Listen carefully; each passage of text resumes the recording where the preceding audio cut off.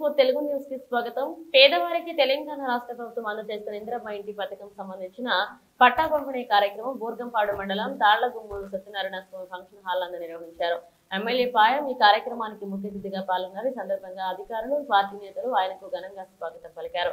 లబ్ధిదారులకు ఆయన చేతి మీదుగా పట్టాలు పంపిణీ చేశారు. ఈ సందర్భంగా పలువురు లబ్ధిదారులు మాట్లాడుతూ సొంతంటి కళ నెరవేరుతుందని రాష్ట్ర ప్రభుత్వం అమలు చేస్తున్న ఇందిరమ్మ ఇళ్లకు సంబంధించి తమ అకౌంట్ లో డైరెక్ట్ గా డబ్బులు ₹1,00,000 పడుతున్నట్లుగా వేదిక మీద తెలియజేశారు. కాంగ్రెస్ ప్రభుత్వానికి, ముఖ్యమంత్రికి, ఎమ్మెల్యేకు, మంత్రులకు ధన్యవాదాలు తెలియజేశారు. ఈ సందర్భంగా ఎమ్మెల్యే పాయం వెంకటేశ్వరులు మాట్లాడుతూ పేద ప్రజల కోసం కాంగ్రెస్ ప్రభుత్వం నిరంతరం పనిచేస్తుందని, పేదవారికి ఎన్నో సంవత్సరాలుగా కలగా మిగిలిన సొంతంటి కళను ప్రభుత్వం నెరవేరుస్తుందని, అధికారులు చక్కగా పనిచేస్తున్నారని, ఎవరికైనా ఇంకా ఏమైనా ఇబ్బందులు ఉంటే ఎంఆర్ఓను గానీ, ఎంపీడీఓను గానీ కలవచ్చని, అలాగే రేషన్ కార్డులు కానీ ఇతర వివిధ పథకాలకైనా సంబంధిత వివరాలు అధికారులను అడిగి తెలుసుకోవచ్చని, అందరికీ రాబోయే రోజుల్లో ప్రభుత్వ పథకాలు అందేటట్లుగా చేస్తారని, తాను తన వంతు చేస్తారని, యొక్క నియోజకవర్గ ప్రజలందరికీ సేవ చేస్తారని ముఖ్యమంత్రికి, మంత్రులకు ఆయన తరఫున పినపాక నియోజకవర్గ తరఫున ధన్యవాదాలు తెలియజేశారు. కొండ ఈశ్వరమ్మ బంజర గ్రామ పంచాయతీ ఇందిరామ కమిటీ పైకండి విద్య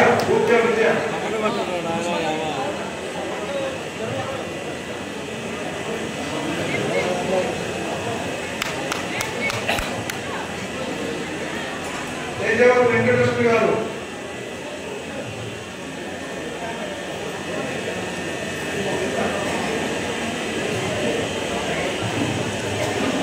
సయ్యద్ హుస్సేన్ గారు,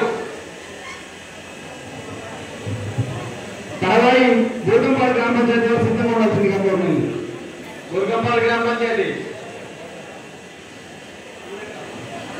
ఎడమ వైపు మెట్ల దగ్గరికి వచ్చి సిద్ధంగా ఉండదు. బూర్గంపాడు గ్రామ పంచాయతీ గారు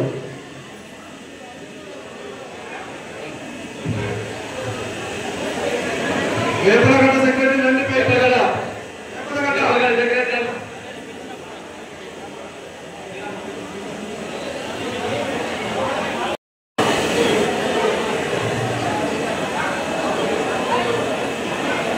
తరవాయి సవలం నాగమ్మ, సవలం నాగమ్మ, తర్వాత సవలం శారద,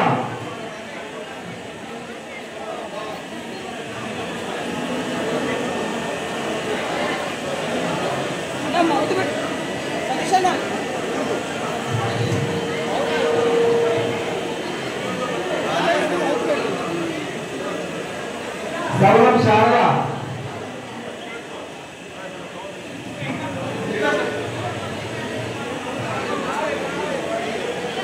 సవలం శారద వేపలగడ్డ గ్రామ పంచాయతీ. తరవాయి కుంజ వానశ్రీ, గొర్ర రమాదేవి కోరపల్లి బంజర గ్రామ పంచాయతీ. షేక్ శైలజ,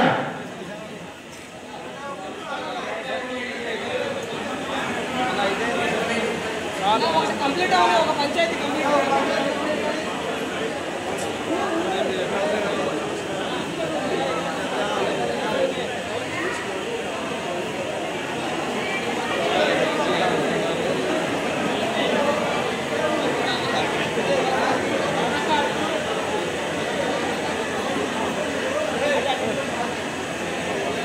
మోరంపల్లి బంజర గ్రామ పంచాయతీ.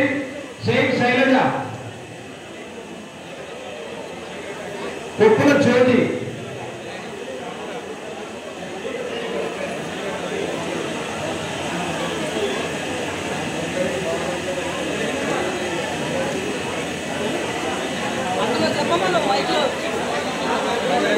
బాలం రమాదేవి, నాగేశ్వర పొలం.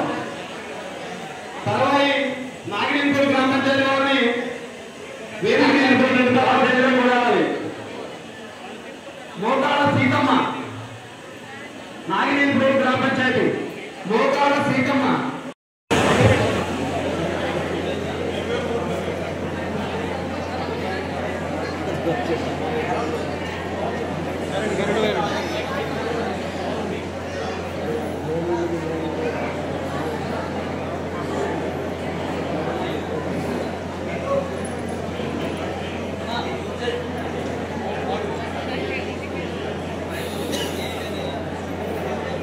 కరెంట్ పోయింది. రికార్డ్ అవుతుందా? రికార్డ్ అవుతుందా?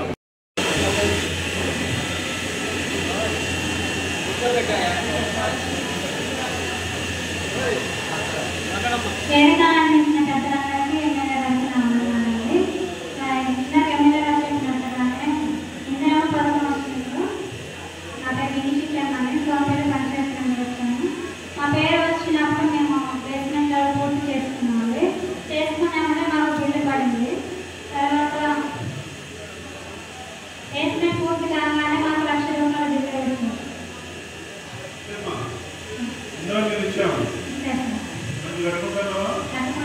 బేస్మెంట్ అయిందా?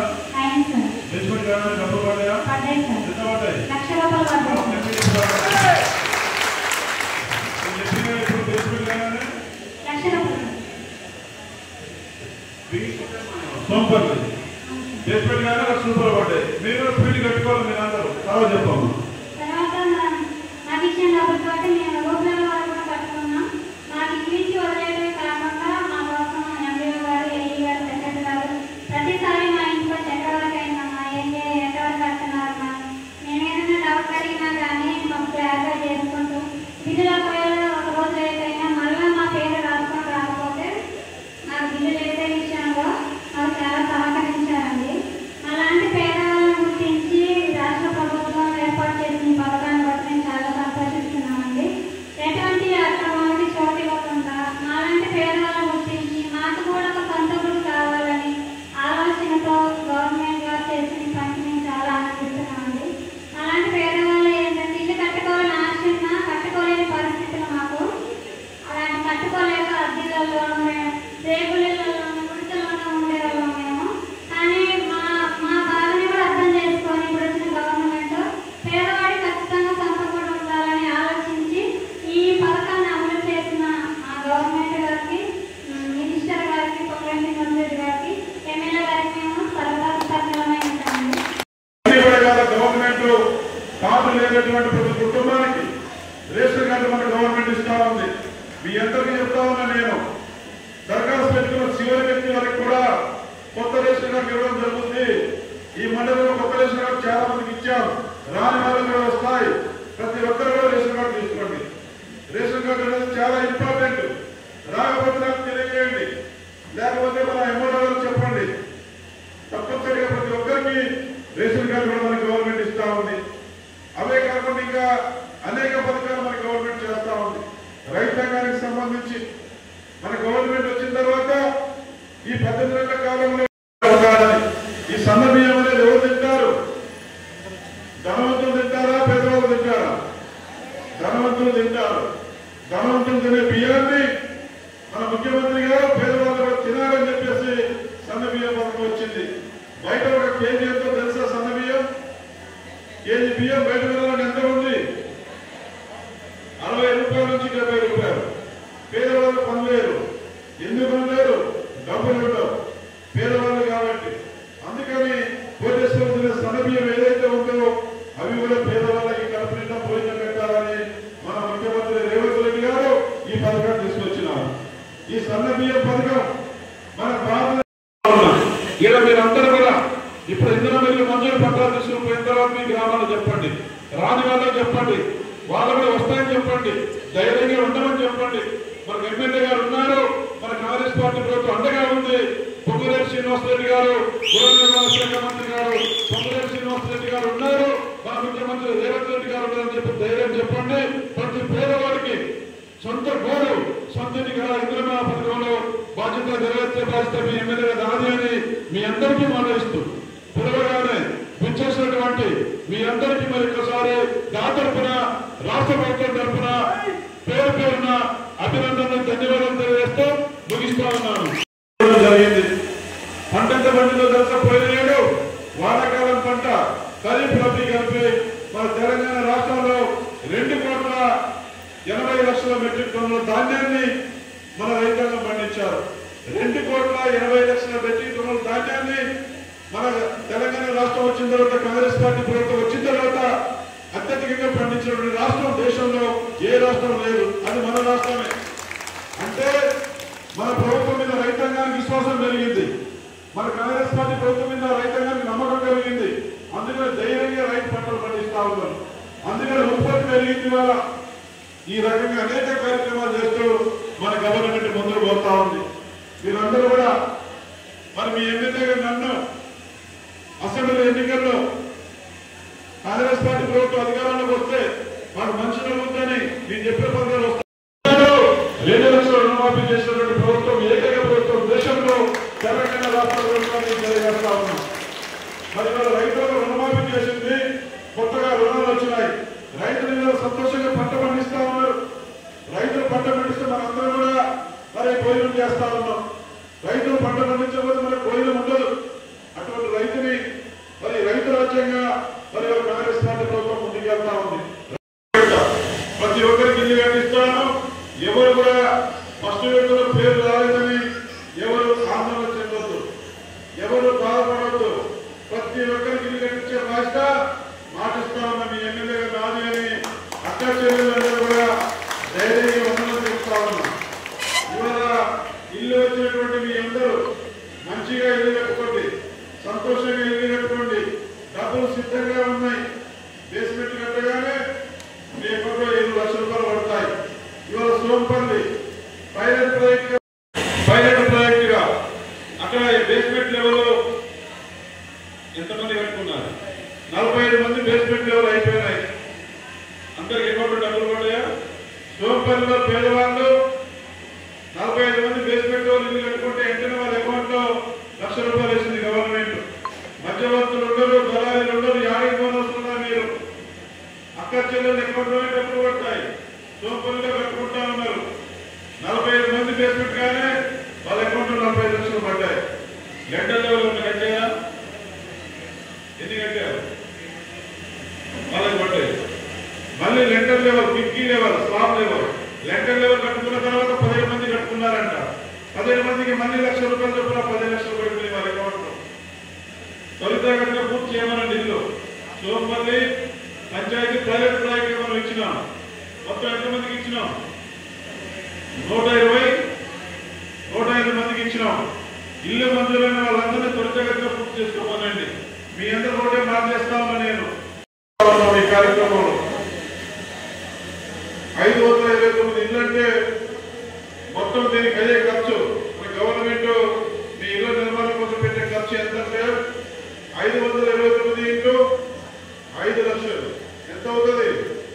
అక్కలు చెల్లెలు చెప్పాలి. టోటల్ ఎంత అవుతుంది? 529 ఇళ్ళు టోటల్ ఎంత అవుతుంది? 26,45,00,000. మొదటి విడతలో మన గురుగుకోట మండలానికి 529 ఇళ్లకు 26,45,00,000 రూపాయలు మంజూరైనాయి. ఈ రోజు ఇంద్రమ్మ పట్టాలు మీకు చేయగానే మీ అకౌంట్లో డబ్బులు వస్తాయి. మీరు ఇంద్రమ్మ ఇల్లు బేస్మెంట్ లో కట్టుకోవాలని 1 లక్ష రూపాయలు మీ అకౌంట్లో పడిపోతాయి. లెంటర్ లెవెల్ కట్టుకున్న తర్వాత మరో 1 లక్ష రూపాయలు పడతాయి. స్లాబ్ వేసుకున్న తర్వాత 2 లక్షల రూపాయలు మీ అకౌంట్లో పడతాయి. కలర్ చేసుకొని ఇంట్లో మోసం చేసేవాళ్ళు ఉంటారు. ఇందిరమ్మ ఇళ్ల కోసం ఎవరికి 1 రూపాయి ఇవ్వద్దు.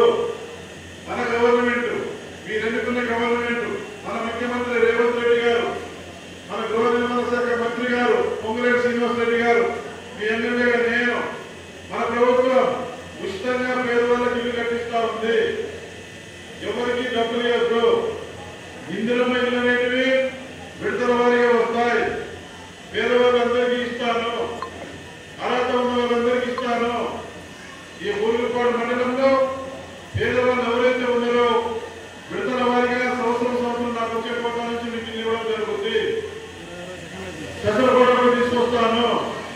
మొన్న 3,500 ఇల్లే కాకుండా మార్చి నెలలో మన హౌసింగ్ శాఖ మంత్రి పొంగులేటి శ్రీనివాసరెడ్డి గారు మన పిన్నపాక నియోజకవర్గం పర్యటన చేసినప్పుడు 3,500 ఇచ్చారు. చనిపోవగానే ఇంకా ఈ ఇల్లు అదనంగా స్పెషల్ కోటకు కావాలని అడిగాను. పొంగులేటి శ్రీనివాసరెడ్డి గారు హైదరాబాద్ పోయి ముఖ్యమంత్రి గారితో మాట్లాడి పర్మిషన్ తీసుకుంటాను, తప్పనిసరికి ఇస్తానన్నారు.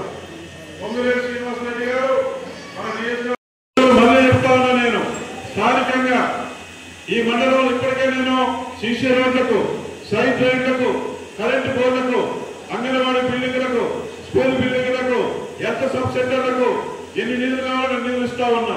సీసీ రోడ్లు అవుతున్నాయి, డ్రైన్లు అవుతున్నాయి, కరెంటు బోర్డులు అవుతున్నాయి, అంగన్వాడీ బిల్డింగ్స్ అవుతున్నాయి, స్కూల్ బిల్డింగ్స్ అవుతా ఉన్నాయి. అమ్మ ఆదర్శ పాఠశాలలో గవర్నమెంట్ స్కూల్స్ కి మనం అద్భుతంగా తయారు చేస్తా ఉన్నాం. స్థానికంగా డెవలప్మెంట్ ఎంత కావాలంటే అంత మనం చేస్తా ఉన్నాం. స్థానిక డెవలప్మెంట్ వదిలేయండి, మనకు ఈ పీరియడ్ లో మనకు అవకాశం ఉన్న వరకు మన కాంగ్రెస్ పార్టీ ప్రభుత్వంలో మీ ఎమ్మెల్యేగా ఈ సారబాగ పంచాయతీలో కానీ, ఈ 18 పంచాయతీలో, ఈ బోర్గపాడు మండలంలో ప్రతి గ్రామంలో మట్టి రోడ్డు లేకుండా అన్నింటినీ సిమెంట్ రోడ్డు చేయాలనేది నాకు ఉన్నటువంటి లక్ష్యం. ఆ వైపుగా ముందుకెళ్తా ఉన్నా. మీ గ్రామాల అభివృద్ధి విషయంలో ఏ మాత్రం రాజీ లేకుండా ముందు వరుసలో పెడతాను. బీటీ రోడ్డు కూడా మంజూరైంది. అదేవిధంగా ఇక్కడ మొన్ననే మన బోర్గపాడులో 2 కోట్ల రూపాయలు మంజూరు చేసే మరి గవర్నమెంట్ బిల్డింగ్ నిర్మాణంలో మనం భూమి పూజ చేసుకున్నాం. ఇక్కడ ఇంకా కావాల్సినటువంటి సమస్యల పరిష్కారంలో మీ ఎమ్మెల్యే నేను ముందుంటాను.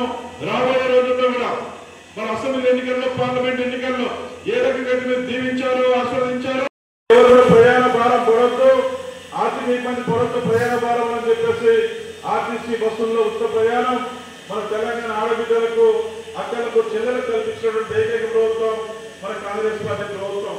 దేశంలో ఏ రాష్ట్రంలో కూడా ఆడవాళ్లకు ఆర్టీసీ బస్సులో ఫ్రీ ప్రయాణం లేదు. అది ఒక మన తెలంగాణ రాష్ట్రంలో కాంగ్రెస్ పార్టీ ప్రభుత్వంలోనే సాధ్యమైందనే విషయాన్ని నేను గుర్తు చేస్తా ఉన్నా. ఇక్కడ కూర్చున్నటువంటి అక్కలు, చెల్లెలు చాలా మంది ఆర్టీసీ బస్సుల్లో మీరు ప్రయాణం చేసే ఉంటారు. చేశారా? ఉచిత ప్రయాణం చేశారా? చేసిన వాళ్ళు చేయలేపండి. అక్కలు, చెల్లెళ్ళు ఆర్టీసీ బస్సు ఉచిత ప్రయాణం చేశారా?